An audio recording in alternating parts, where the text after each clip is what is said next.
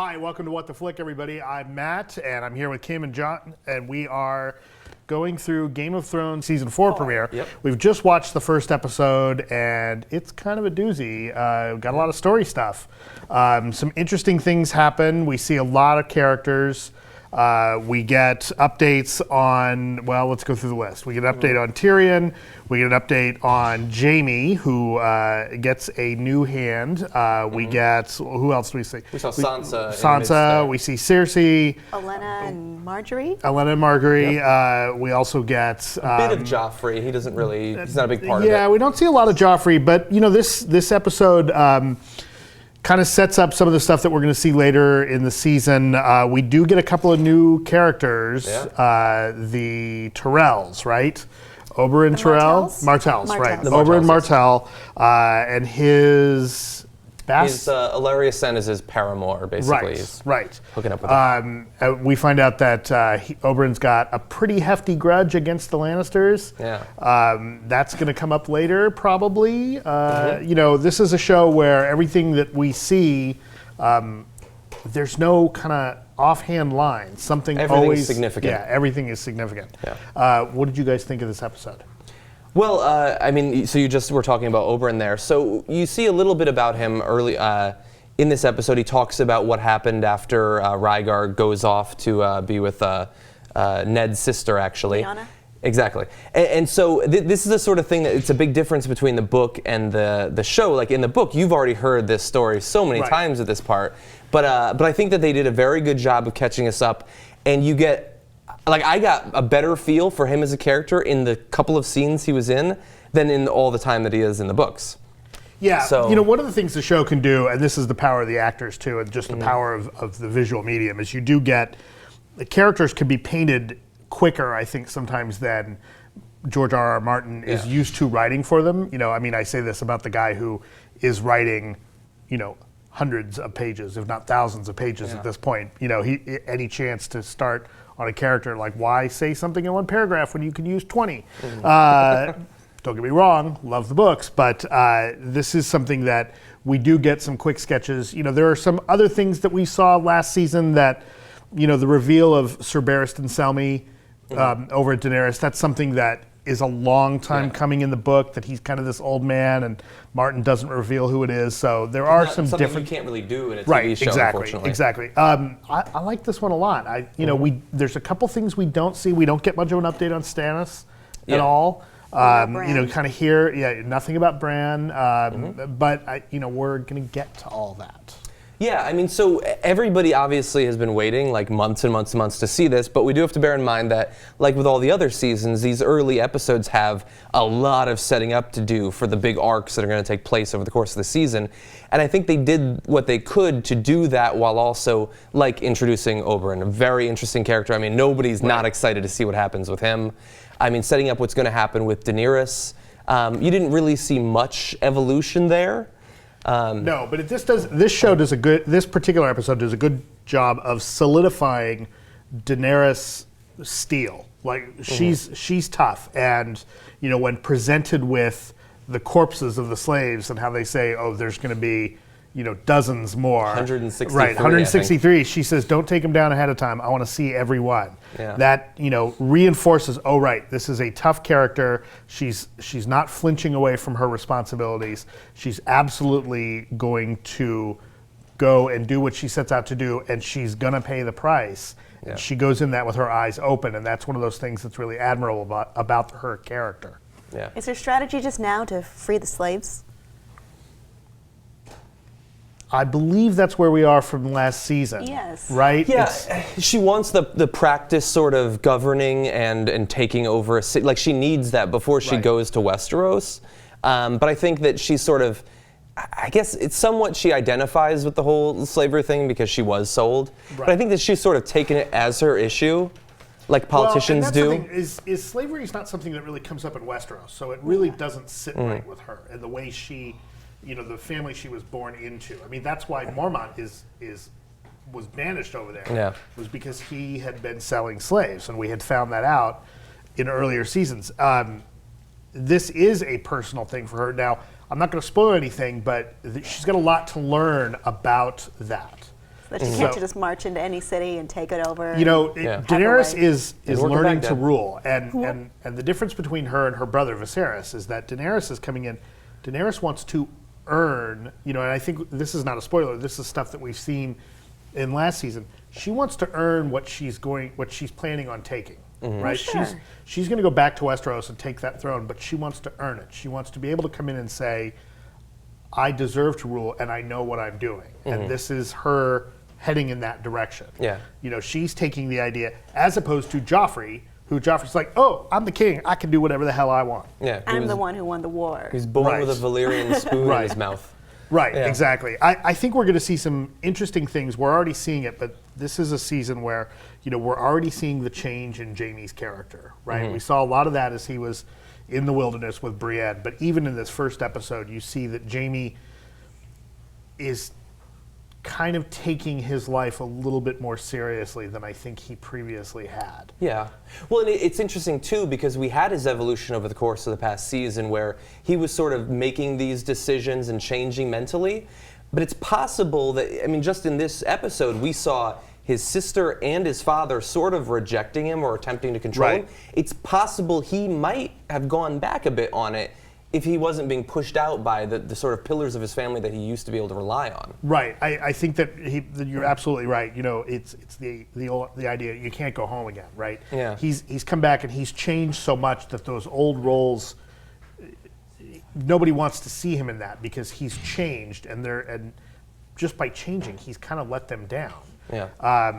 We saw, we didn't get it till the very end. We saw some fun stuff or I shouldn't say fun, but we get Arya at the very end. Oh. I think that's kind of a pivotal moment for Arya because we see her really start to, there's a real difference in the path she is going down versus her sister Sansa. Right? Arya is a person who seems to own her actions and own what she's doing in her life. And you see, and this is a great example in the show of what the show can do, you see that when she makes that decision that she's going to help the Hound in this, right? That you see that cross her face. Whereas Sansa is still kind of stuck, pulled along by events, and she's still kind of in the victim mode, right? At least at this point. But yeah, I like this episode. I think, I think that this is we're starting a slow build. It didn't start off with any major action. That's part of where we are in the books. I think we're going to see some interesting stuff coming up in the rest of the season. It's a good start. Yeah. What did you think of the new Dario? That's a new guy. That is a new guy. I hadn't really noticed the difference. I think that Not as pretty, perhaps. not as pretty. Dario's an interesting character because he flirts with Daenerys in a way that she's not used to anyone. For all of her strength in wanting to rule, very few people really challenge her. And in the past episodes when Ser Jorah has challenged her, she's really kind of slapped him back down pretty fast. Yeah. Dario comes along and I think that it's going to be interesting seeing him kind of go toe to toe with her. Yeah. Well, the way that he challenges her when he comes up with the flowers, she's, I think, somewhat used to in Karth, like guys trying to seduce her. Right. But he does it in a way that he's respecting her. Like, he's not just giving her flowers. Like, he knows ahead of time she's not going to be taken in by that. So he has, like, sort of the knowledge and the strategy. I think that she respected his respect for her. And I don't know that Jorah Mormont really, that's what he brought when he tried to proposition her. Absolutely. I, was interested in seeing, always a fan. I mean, this whole show could be just about Dinklage as Tyrion, and I would be happy with it. I love seeing the frustration on his face between, him trying to navigate his relationship with Shae, and also legitimately trying to reach out to Sansa. Yeah. Right. I mean, he sees someone that is having he wants to help her in his own way, and things are, Tyrion is a lot of people's favorite character for a reason. He's a very complicated character. He's a very tragic character, in a way that everybody else in the Lannister family kind of has had everything handed to them. And, yes, there's other characters that are... Sometimes even hands to them. Yeah, exactly. There are other characters in the series and in the books that, have various degrees of tragedy, but Tyrion's the one who really straddles the line between, having it all and having nothing. And and the way that character is written and the way that Dinklage embodies that character, I doubt that this show would be what it is without him. Mm-hmm. Yeah, it's interesting that right now, so Tywin Lannister is having to deal with, he had the big showdown with Tyrion last season where Tyrion said he wanted, what was his right was to have Casterly Rock, and so Tyrion was pushed out, and now, the son that he loves comes back, but he's not the person he was, and even to the extent that he could get beyond losing the hand, he rejects his father. And so, the family's always had problems, but it's definitely got a lot of problems going forward now.